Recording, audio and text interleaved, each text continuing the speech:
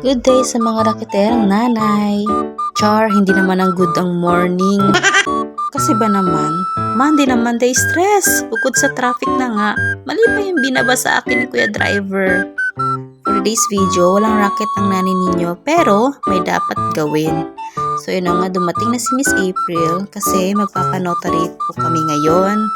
And dalawang contract ang dapat namin mapanotary. Ayan, busy-busy ng person, char.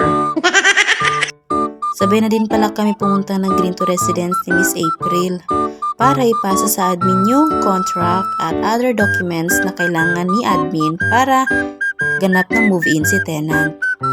Wala na masyadong ganap for today's video. Pero mas maraming paghihintay. Pero okay lang yan. Okay lang talaga.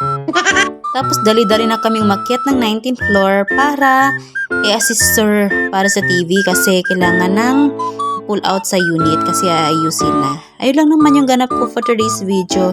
Thank you for watching. See you on my next vlog. Bye-bye!